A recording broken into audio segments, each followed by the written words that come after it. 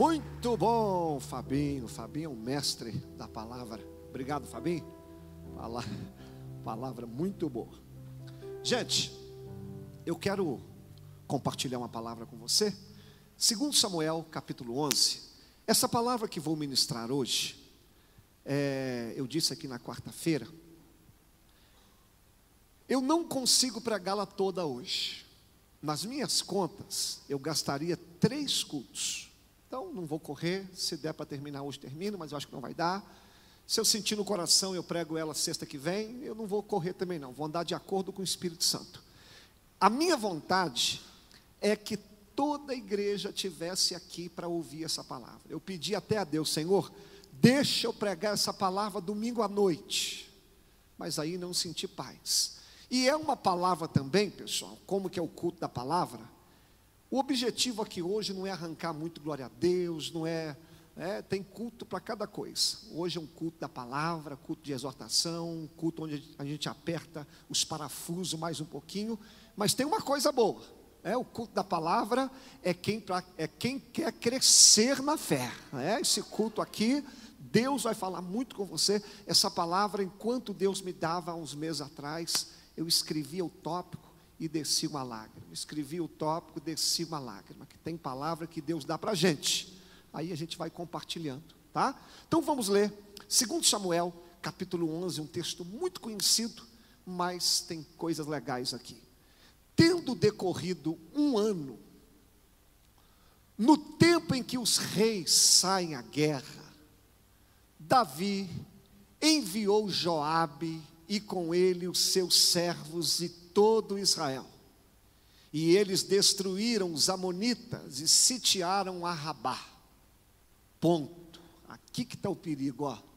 Porém, Davi ficou em Jerusalém. Aqui que mora o perigo. Ora, aconteceu que numa tarde, Davi se levantou do seu leito e pôs-se a passear. Olha o que a Bíblia usa o verbo, a passear no terraço da casa, acontecendo guerra e o Davi passeando, olha lá, no terraço da sua casa real. E do terraço, olha que coincidência, ele viu uma mulher que estava se lavando, e essa mulher era muito formosa à vista, era bonita. Tendo Davi enviado a indagar a respeito daquela mulher, Davi procurou saber, quem que é essa mulher? Aí alguém disse, porventura não é Betseba, filha de Eliã, mulher de Urias o Heteu? Quando Davi escutou isso aqui, gente, era para ele dar uma puxada no freio de mão. Opa, uma luz vermelha acendeu no painel dele. Mas um homem que não vai para a guerra e está passeando. E então Davi mandou mensageiros para trazê-la, e ela veio a ele, e ele se deitou com ela, pois já estava purificada da sua imundícia, e depois que usou, ela voltou para sua casa. A mulher concebeu e mandou dizer a Davi, estou grávida. Eu vou ler só até aqui e vou pregar só até aqui hoje, tá? Então vamos orar? Põe a mão no coração. Senhor, essa é a tua palavra que é santa, poderosa. A tua palavra tem o poder de nos confrontar, de nos mudar. Senhor, que essa noite seja uma noite especial, uma noite diferente. Usa-me, Senhor, com graça, com sabedoria e com unção, e que depois dessa palavra a gente saia daqui melhor. E desde já transferimos ao Senhor toda a honra, toda a glória, todo o louvor, em nome de Jesus. Amém. Esse texto aqui, pessoal, ele está falando de uma das maiores tragédias de Davi. Se você pegar a trajetória dele em 1 Samuel capítulo 16 em diante, a vida de Davi só está assim, ele começa lá no palácio e vai subindo, lá no curral, vai subindo, e quando chega nesse capítulo, daqui para frente a vida de Davi só vai caindo. Esse episódio aqui, Davi vai enfrentar grandes problemas com a sua família, seus filhos vão fazer uma anarquia, seu reinado vai cair. Então esse texto aqui, essa mensagem que quero falar com vocês, o perigo do pecado. O que acontece quando um homem sai da direção do Senhor? O pecado não é simplesmente você errar. O pecado, ele traz consequências terríveis. Por isso que o pecado, ele tem que ser tratado de uma forma séria. Por isso que a gente não pode passar a mão em pecado, porque o pecado, ele destrói igreja, o pecado destrói ministérios, o pecado destrói famílias. E esse texto vai nos ensinar isso. Mas esse texto vai nos ensinar também que mesmo que você caia, mesmo que você erre, é possível recomeçar debaixo da graça de Deus. Tá bom? Então vamos aprender algumas coisas aqui. Ninguém cai por acaso. O que levou Davi, esse homem, a cair? Por que Davi pisou na bola? Vamos lá. A primeira coisa que leva Davi a entrar num declínio, Davi está mais ou menos com 50 anos. Uma idade média. Davi aqui já é um rei experiente. O seu trono consolidado. Davi está vivendo um momento bom do seu ministério. Só que veja bem, o texto especifica, era tempo de guerra. Davi poderia estar velho, Davi poderia estar com o reino edificado, Davi poderia estar com uma vida controlada, mas ele se esqueceu de um detalhe: era tempo de guerra. E Davi, mesmo sabendo disso, ele não vai guerrear. O que é o primeiro ponto que Deus falou conosco aqui? Você pode ter 50 anos, 30 anos, 40 anos, você pode ser pastor, presbítero, diácono, você pode ser um membro normal da igreja, você pode ser casado, solteiro, rico, pobre, mas você jamais pode se esquecer que nós estamos em uma guerra. Nós vivemos uma guerra contra o pecado, uma guerra contra a carne, uma guerra contra Satanás, uma guerra contra a vida. Nós não podemos perder esse foco. Por que você está falando, pastor? Porque o tempo, às vezes, pode fazer a gente se esquecer. Às vezes a vida vai tomando um rumo e a gente se esquece que nós estamos na batalha. E Davi, ele está lutando contra um inimigo sagaz. Eram os amonitas. Esses amonitas, pessoal, eles nasceram das filhas de Ló. Essas meninas, as filhas de Ló, deixaram o pai bêbado, transaram com o pai, e elas ficaram grávidas, e aí nasceram os amonitas. Então esses inimigos aqui, são inimigos criados no lar, inimigos que destroem a família, inimigos que vêm de Sodoma. E Davi se esqueceu que ele estava em uma guerra contra um inimigo perigoso. E eu vim aqui nessa noite para te lembrar que nós estamos em uma guerra. Fala para o vizinho, você está numa guerra. Então vamos lá. Pastor, por que Davi não foi para a guerra? Por que um cristão para de guerrear? Por que um cristão perde o foco? Preste atenção. Por que Davi ficou em casa, se era tempo de guerra? Então vamos lá.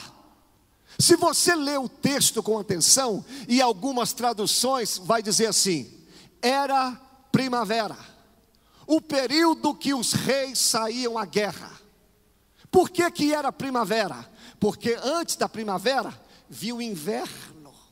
E o inverno, pessoal, era tão frio que ninguém podia guerrear. Então na época do inverno, ninguém lutava. Mas quando chegava a primavera, que as flores brotavam, que o sol voltava a raiar, aí os reis iam guerrear. Então deixa eu te falar o primeiro motivo que faz um crente se esquecer que nós estamos em guerra: quando a primavera vem. Sabe o que é inverno na Bíblia? Luta, tempo frio. Mas aí, quando vem a primavera, quando o sol começa a nascer, quando a flor começa a brotar, a gente às vezes se esquece. Sabe por que tem gente que parou de guerrear? Porque ele está vivendo primavera. Você chegou aqui na igreja, exemplo, a primeira vez que você pisou aqui numa igreja, você chegou arrebentado, desempregado, seu casamento por um triz, você devendo, os seus filhos tudo afastado da igreja, um inverno terrível. Aí enquanto você estava no inverno, você vinha para a igreja. Se marcasse oração de madrugada, você vinha. Se eu marcasse oração no monte 4 horas da manhã, você estava lá. Por quê? Você estava vivendo inverno. Podia fazer culto aqui a semana inteira que você estava aqui, porque no inverno a gente batalha, na crise a gente batalha, mas aí o seu inverno acabou, você buscou a Jesus, e quem busca Jesus, ele tem o poder de mudar a história. A porta estava fechada, se abriu, a família desviada voltou para a igreja, seu casamento melhorou, você agora está tranquilo, e aí você parou de lutar. Eu, como pastor, essa é a história que eu mais vejo, e não é só na Batista Ágape não, em todos os lugares. É só vir a primavera, é só a luta acabar, que a pessoa vai encostando. Cuidado com a primavera, cuidado quando as coisas estiverem boas, toma cuidado, porque no inverno a gente guerreia, mas na primavera a gente faz igual Davi. Vai vocês. Eu me lembro, irmãos, de um episódio, Evangelho de Lucas, capítulo 5. Os discípulos passaram a noite inteira sem pegar um peixe. Sabe o que é isso? Inverno. Um peixe, jogando rede e rede vazia. Mas pela manhã, quem é que aparece na praia? Jesus. Jesus entra no barco deles e dá uma ordem: vai lá no alto mar, joga a sua rede. Meu irmão, do jeito que eles fizeram, a rede voltou cheia. Olha a primavera. Aí, olha para mim, os discípulos aqui, o barco lotado de peixe, e Jesus aqui. Sabe o que muitas pessoas iriam fazer? Jesus, obrigado. No inverno, o Senhor me ajudou. Mas agora, olha o meu barco. Meu barco está cheio, Jesus. A primavera chegou. Jesus, eu vou ser um empresário, eu tenho peixe agora para o resto do ano. Jesus, muito obrigado. Eu prefiro ficar com o barco cheio do que com o Senhor. Mas é isso que eles fazem? Não, Senhor, o barco lotado. Eles precisavam do peixe, eles eram pescadores, eles tinham dinheiro para arrebentar o bolso, mas quando eles veem a rede cheia, e Jesus, olha o que Pedro fala: Senhor, eu sou um grande pecador. Ele não fala assim, eu sou um grande pescador, não é nada. Ele sabia que pelas forças dele, ele não pegava um peixe, mas ele fala: Senhor, eu sou um grande pecador. E isso quer dizer o quê? Eu abandono as redes, eu abandono os peixes, eu abandono a grana, porque maior que o barco cheio é aquele que encheu meu barco, é a presença de Jesus. Maior é a presença de Jesus na minha vida. Jesus é mais importante do que o teu barco. Então, por favor, quando Jesus encher o teu barco, quando Jesus mudar a tua vida, não vire as costas para Ele. Porque o mesmo Deus que sabe encher a rede, Ele sabe esvaziar. O mesmo Deus que sabe dar, Ele sabe tirar. Então, o primeiro motivo que levou Davi a não guerrear é porque era primavera. Segundo motivo: pastor, por que um crente para de lutar? Olha o que o texto diz também. Era tempo que os reis iam à guerra. os reis que iam, e o exército ia atrás. Sabe o que foi o segundo erro de Davi? Ele se esqueceu, olha para mim, ele se esqueceu que ele como rei, ele tem que ir primeiro, e o exército vem atrás. Sabe por que a gente deixa de guerrear? Que a gente se esquece que nós somos o exemplo. Você na sua família, é você que tem que vir primeiro. Tem uns maridos aí, que a mulher tem que ficar: amor, você não vai para a igreja não, amor? Você não vai não, amor? Amor, hoje é dia de culto. Amor, você não vai? Meu filho, toma tipo. Não é a sua mulher que tem que mandar você vir culto não, rapaz. Dia de culto é você que tem que ser o exemplo. É você que tem que dar ordem. Hoje é dia de culto, nós vamos. Não é mandar os filhos ler a Bíblia, não, é você que tem que ler a Bíblia. Seus filhos têm que te ver lendo a Bíblia. Seus filhos têm que te ver orando. Seus filhos têm que te ver adorando a Deus. Porque se você fizer, o exército vem atrás.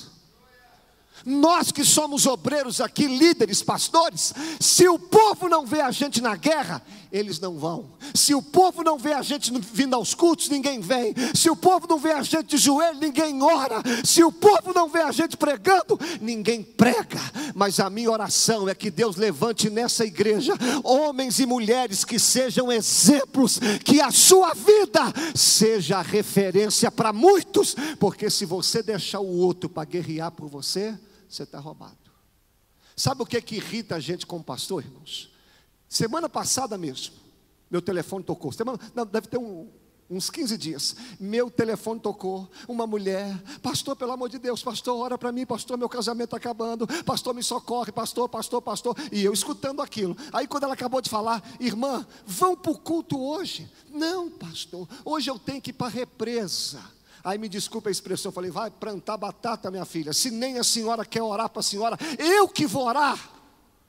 Se a mulher que está precisando vai para a represa, meu filho, a guerra é dela, ela que guerreia as guerras dela. Porque eu como pastor, eu não sou obrigado a guerrear a guerra de ninguém. Eu posso te ajudar, eu posso orar por você, mas essa guerra é você que tem que guerrear. É você que tem que estar à frente, é você que tem que liderar a batalha. Mas se você puxar a fila, pode ter certeza que Deus vai levantar uma multidão atrás de você para te ajudar. E você vai encontrar força do Deus Todo-Poderoso. Você vai encontrar apoio de Deus, mas vão para a guerra.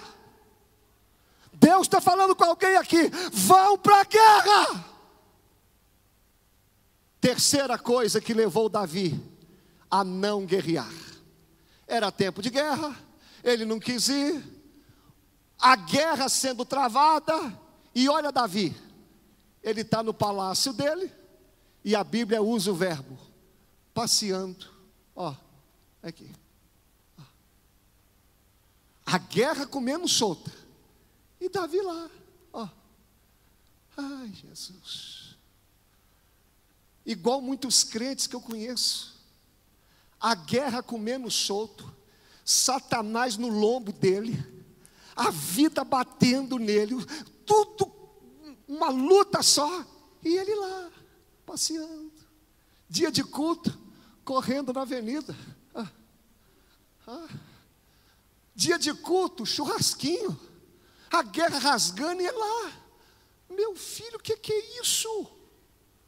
Você está tentando? A guerra comendo solto e você passeando. Você está achando que a vida com Deus é tranquilidade? Você está esquecendo de guerrear. Quando a Bíblia diz que Davi está passeando, está falando de ociosidade.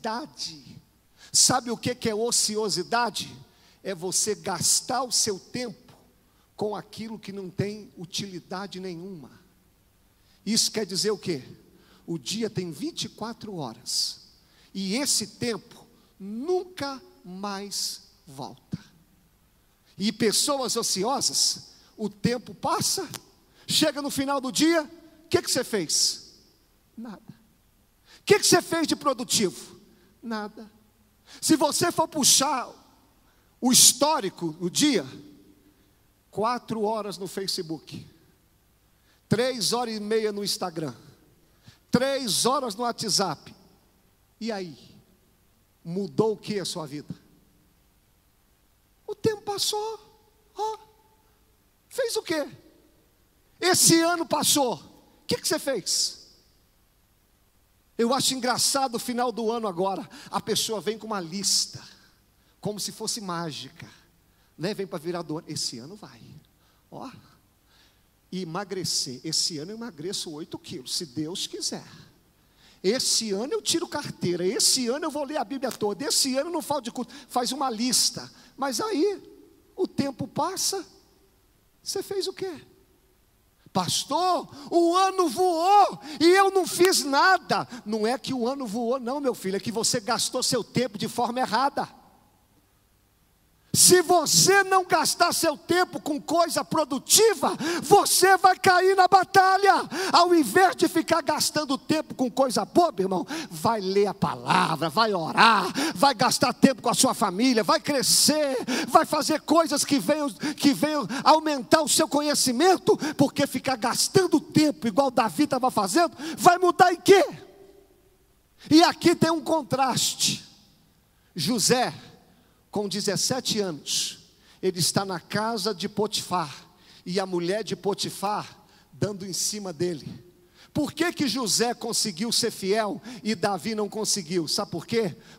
A Bíblia diz que enquanto José estava na casa de Potifar, ele estava ocupado trabalhando, ele estava mantendo a sua mente ocupada, ele estava fazendo algo produtivo. Então isso aqui eu aprendo algo lindo, para você não cair nas ciladas de Satanás. Continua trabalhando para Jesus, continua ocupando a sua mente, continua fazendo alguma coisa para Deus, continua fazendo alguma coisa produtiva, porque você não pode gastar o seu tempo com coisas bobas.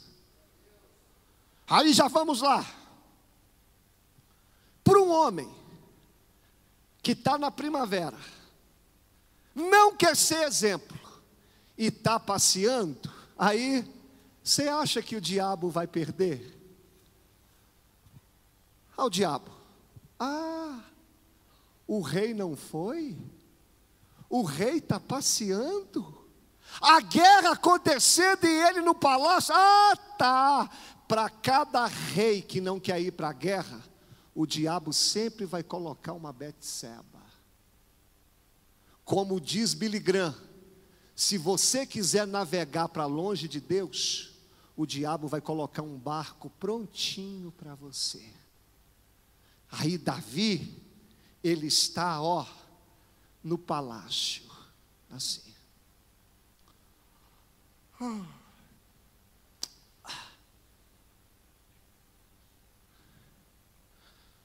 O sangue de Jesus tem poder? Meu Pai amado, que avião! Jesus tem misericórdia aqui. Abana, papai, abana, papai, abana, papai, abana, papai. Você acha que é por acaso? Você acha que Betseba apareceu ali por acaso? E ela tomando banho? Que coincidência! O dia tem 24 horas e ele aparece justamente na hora que ela está tomando banho. Será que você não consegue ver as artimanhas de Satanás por trás? Sempre quando você se afasta da igreja, sempre quando você não quer ir para a guerra, você pode ver, o diabo vai aparecer com as coisas de mão beijada. É só você sair da guerra, aparece um amiguinho, vão para a festa da cidade. Tem um cantor aí famoso, vai ser bom demais. Chega um amiguinho com um copinho de cerveja. Você que está solteiro aí, o diabo coloca uma Betsebazinha. E aí, será que você não consegue ver a seriedade disso? Se você parar de guerrear, Satanás vai vir com um prato pronto. Mas aqui também tem um detalhe. Já que Davi não queria ir para a guerra, sabe que hora que estava acontecendo isso? A Bíblia fala assim, a hora da tarde. Fala comigo, hora da tarde. Sabe o que todo judeu fazia à tarde? orava. Daniel estava lá na Babilônia e à tarde orava. O que eu penso? Já que Davi não quer ir para a guerra, já que deu a hora da tarde, vai orar, poxa. Vai orar, mas o camarada, ainda de não ir para a guerra, além de não ir para a guerra, ele vai ficar caçando o que fazer. Sabe qual que é outra verdade aqui no texto?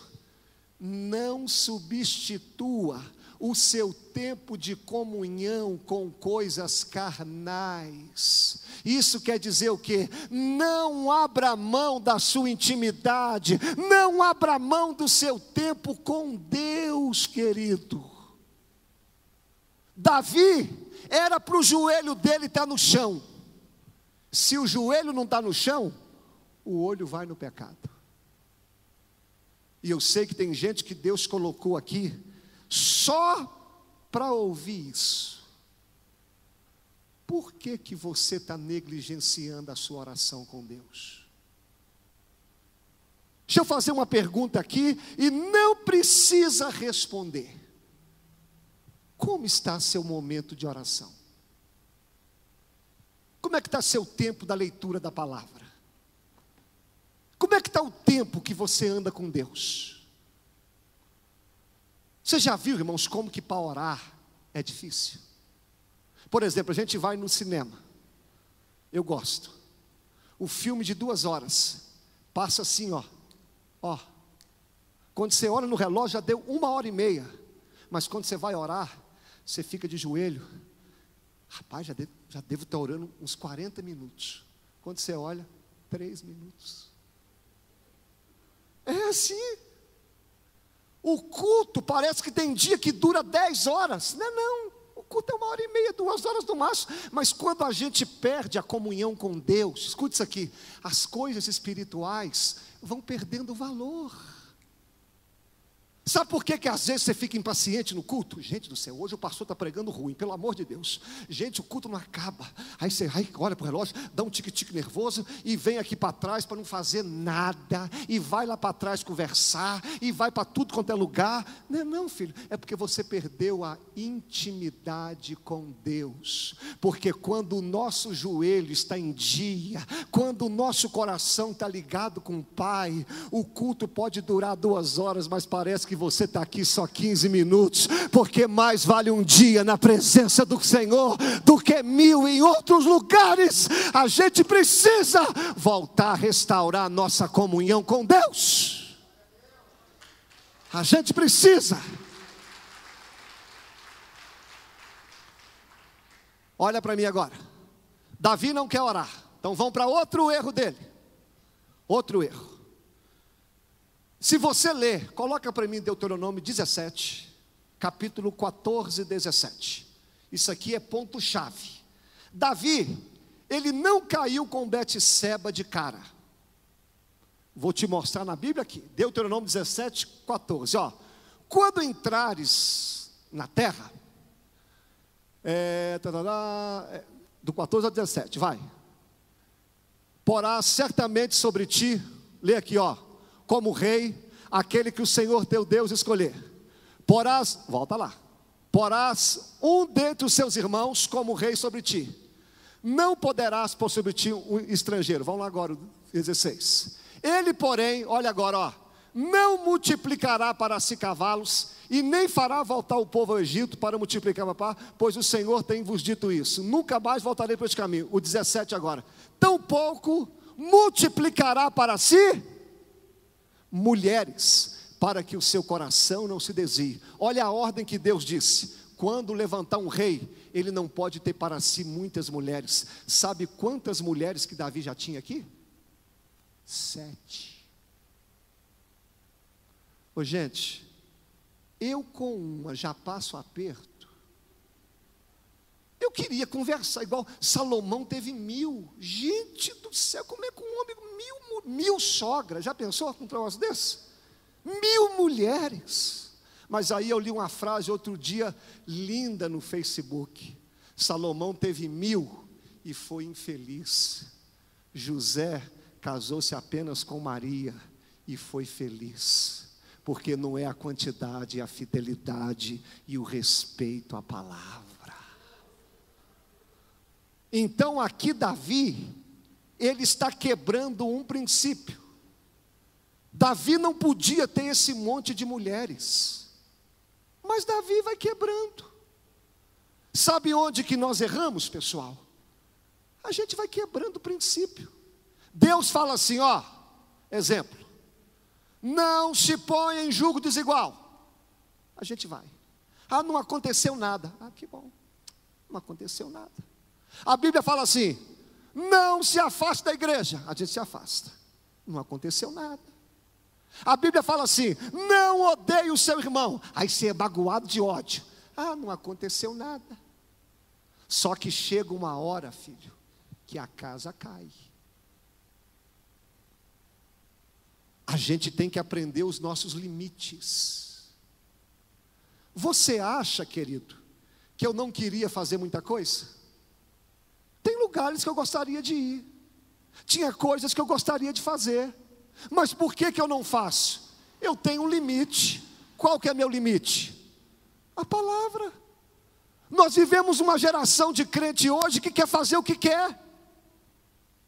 Não respeita a Bíblia, ele pega a Bíblia e interpreta do jeito dele, e fala assim quando Deus diz não, e vai levando, e acha que não vai acontecer nada.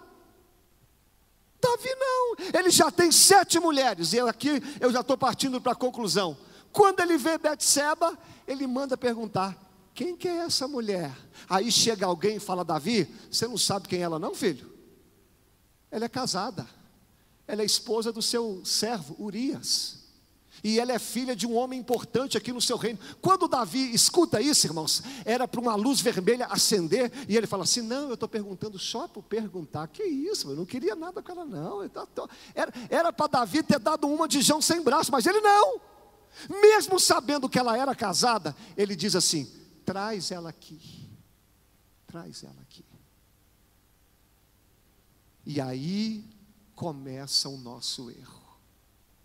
Quando a gente se acha intocável, quando a gente se acha num patamar, porque Davi era o rei, quando a gente se acha tão grande que acha que o pecado não vai mais fazer nada.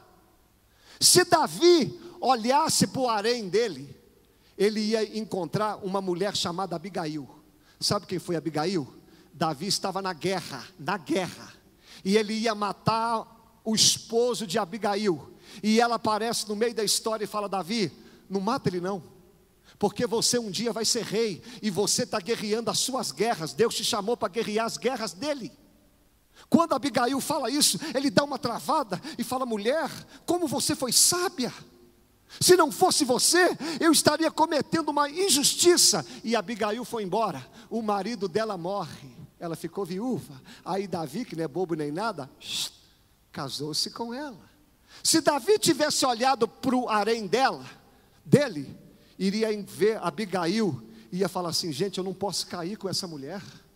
Essa mulher aqui eu ganhei quando eu estava na guerra. Quando eu estou na guerra, Deus até me dá coisa boa, mas quando eu estou no palácio, quando eu não estou na guerra, tudo que vem é do diabo. Deus está mandando eu falar isso aqui com alguém.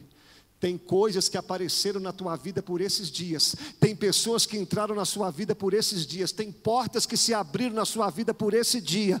E você não está bem com Deus. Essa porta não veio de Deus. Essa pessoa não veio de Deus. Porque quando nós estamos na batalha, quando nós estamos bem com Deus, o Senhor vai colocar coisas certas, pessoas certas, portas certas. Para algumas pessoas aqui, Deus está dizendo, sai fora, sai fora. Se Davi olhasse para o harém, ele iria ver uma coisa boa que Deus fez na vida dele. Posso liberar uma palavra profética para a sua vida? Levanta a mão direita. Você que, como Davi, está vivendo um momento difícil na tua história, olha para trás, olha as vitórias que Deus já te deu, olha as coisas boas que Deus já fez na sua vida. Você não pode ser infiel a esse Deus que já fez tanta coisa na sua história. Aplauda o nome do Senhor Jesus. E aqui eu vou terminar. Quero chamar até o tecladista. Eu vou terminar. Olha para mim agora e nem pisca. Davi chama Betseba. Imagina comigo. Aqui é o palácio do rei. Betseba vem. Ó, aqui ó. Davi segura na mãozinha dela. Vem aqui, dona Betseba. Cadê seu marido? Está na guerra? Sim. Eu te trouxe aqui no palácio. Para quê? Para a gente conversar. Senta aqui na cama, Betseba. Betseba sentou. Davi era rei. O rei tinha a sua armadura. Davi não estava na guerra. Preste atenção agora. E antes dele deitar com ela, ele tirou o capacete. Ele tirou a couraça. A sua espada, ele jogou de lado. Os seus sapatos, ele jogou fora. Para ele se deitar com ela, ele teve que tirar peça por peça da sua armadura. Ele não deitou em cima dela com armadura e tudo. Ele teve que ir tirando. E sabe o que o Espírito Santo me disse ali? Efésios capítulo 6. A nossa guerra não é contra carne e sangue. A nossa guerra é contra Satanás. E para você vencer essa guerra, revista-se de toda a armadura de Deus. Deus não manda você tirar a armadura. Deus manda você pôr. Você sabe quando que Davi caiu? Quando ele tirou o capacete da salvação. Tem gente aqui que tirou o capacete da salvação. Quando Davi tirou a couraça da justiça, o coração dele estava à mostra. Você vai deixar seu coração solto? Você sabe quando Davi caiu? Quando ele pegou a espada, que é o evangelho, e jogou fora. Por que às vezes você para de pregar? Sabe quando Davi caiu? Quando ele pegou o seu escudo e jogou de lado. E o escudo é a fé. Quando Davi tirou o sapato da pregação do evangelho. Sabe o que eu vou terminar dizendo essa primeira parte? Ninguém cai da noite para o dia. Ninguém cai. A gente vai jogando as peças um por um. Ah, pastor, o fulano saiu da igreja. Que dia? Domingo. Não foi domingo não. Ele saiu da igreja já tem uns 3 meses. Ele estava aqui só de corpo presente. Ele estava aqui, mas já tirou o capacete. Ele estava aqui, mas já não estava mais com escudo. Até que chegou uma hora que ele estava nu, espiritualmente falando. E uma pessoa nua, o pecado está diante dele. Sabe o que eu vim aqui pregar para você? Eu dei essa volta toda só para chegar aqui, para terminar esse culto de hoje. Por que você tirou a sua armadura? Por que você abandonou a tua espada? Por que você abandonou o teu escudo? Por que você parou de ser quem você era? Você acha que vai ficar de pé sem a sua armadura? Você acha que vai vencer essa guerra sem a armadura de Deus? Por que às vezes eu tenho paciência com líderes? Às vezes um líder chega para mim, pastor, eu vou entregar o ministério. Aí eu vou com calma daqui, espera um pouquinho, porque eu sei que ele está fazendo a pior besteira na vida dele. Ele está pegando a armadura e jogando fora. E alguém sem armadura é prato feito para Satanás. E eu sei que nessa noite aqui, você está vivendo guerras como todos nós estamos. Eu não sei qual parte da armadura que você deixou. Você subia nesse altar, muitas vezes você cantava, você louvava, você pregava. Você tinha um ministério grande fora da igreja. Você tinha um ministério extraordinário. Mas no fato de você ter parado de guerrear, você não está vendo que a sua vida está indo de mal a pior? Você não está vendo que a intenção do diabo é essa? É te enfraquecer, enfraquecer, enfraquecer, enfraquecer, enfraquecer, até você ficar nu. Você viu que até Davi se deitar com Betseba, você viu o processo? Era guerra, ele não foi. ele não foi exemplo, ele não estava orando. E essa palavra que hoje, como eu disse, é uma palavra pastoral, é uma palavra de alerta. Nós vamos cantar um louvor aqui agora, e eu sei que tem pessoas que estão tirando a armadura, e o Senhor está usando a minha boca aqui para falar com você. Se você tirar essa armadura, você está frito. Se você abandonar o Senhor, você está roubado. Se você continuar nessa vidinha de passeando no terraço, olha daqui, vai para lá, a sua vida daqui a pouco, você está lá no chão.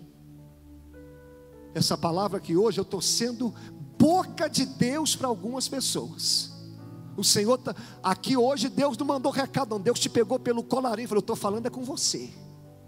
Você vai ficar nessa vidinha até quando? Você esqueceu que tem guerra? Você vai trocar o seu momento de oração? Você vai ficar passeando no palácio? Até quando? Mas depois dessa palavra aqui, Deus vai levantar heróis na fé. Deus vai levantar homens e mulheres comprometidas com a palavra, homens e mulheres que venham pregar o evangelho, homens e mulheres que não vão tirar a armadura, porque a pior besteira que um homem faz no tempo de guerra é tirar a armadura. Eu quero chamar o louvor aqui, e eu gostaria que todos viessem nesse altar.